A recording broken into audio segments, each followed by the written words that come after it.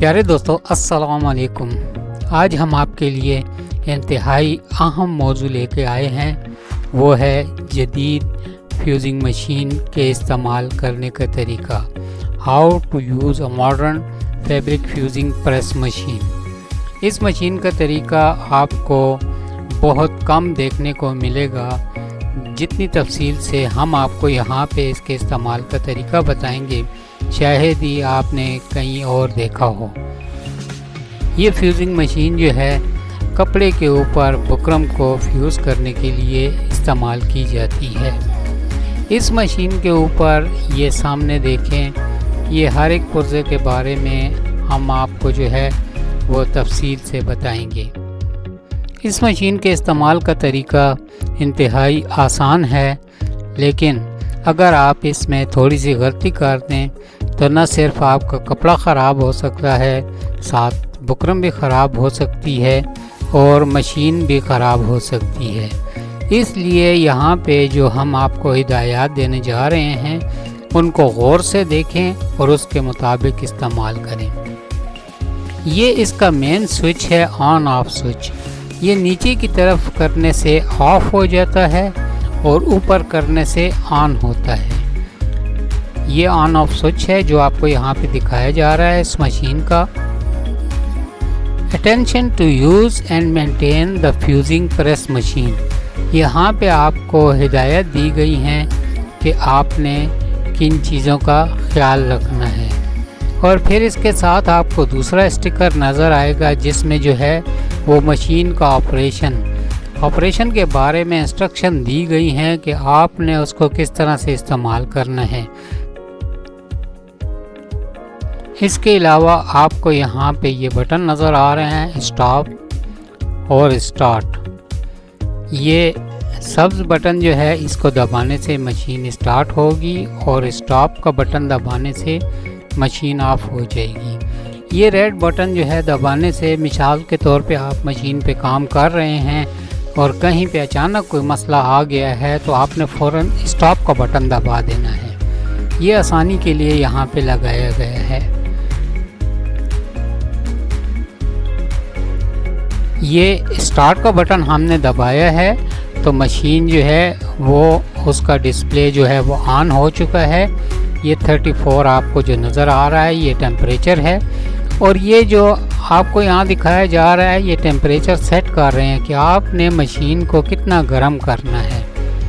ये मिसाल के तौर पे हमने इसको 130 पे सेट कर लिया है, और जब ये आपको यहाँ पे ये जो सुर्ख 34 नज़र आ रहा है, अब जिस वक्त आप ऑन करेंगे इसको तो ये टेम्परेचर ऊपर होता जाएगा।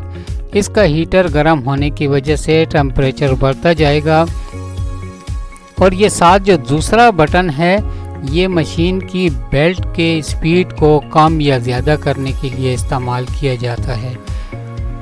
ये 0 पे जो है वो बेल्ट की स्पीड बिल्कुल रुक जाएगी, 20 पे ज़्यादा हो जाएगी, 10 पे उससे ज़्यादा, 7 पे उससे ज़्यादा, और 6 पे उससे ज़्यादा, और 5 पे जो है उससे ज़्यादा हो जाएगी।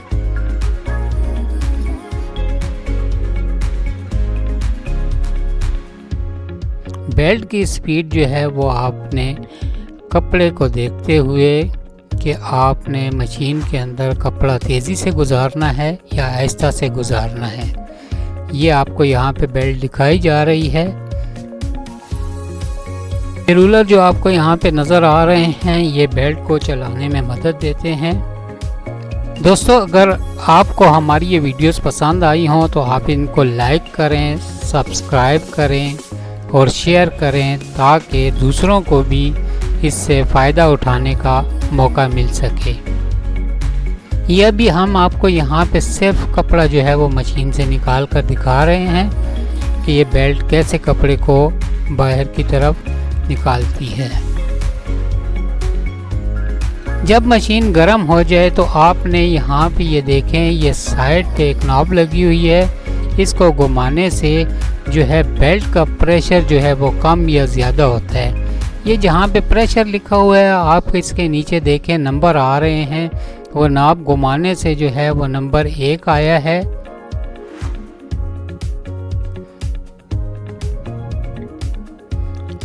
ابھی جو ہے وہ 1.5 آیا ہے، آپ کو نظر آ رہا ہوگا یہاں پہ۔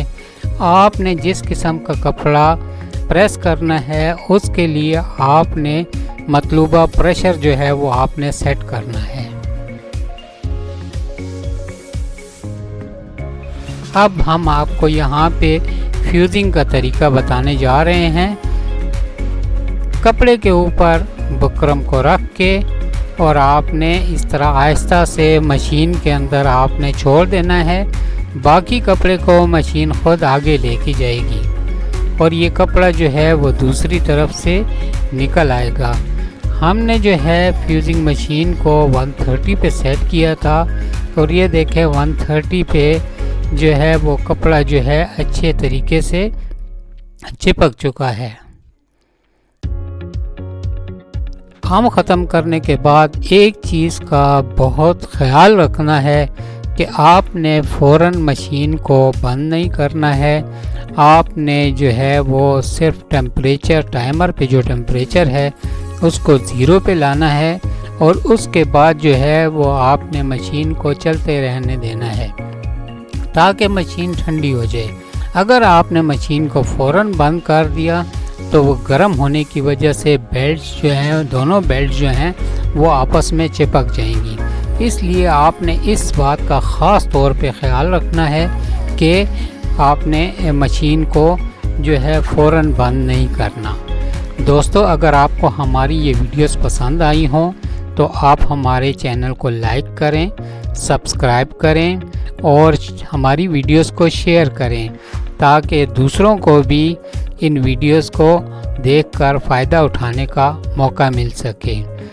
اجازت دیجیے، اگلی ویڈیو کے ساتھ پھر آپ کے ساتھ ملیں گے۔ اللہ حافظ۔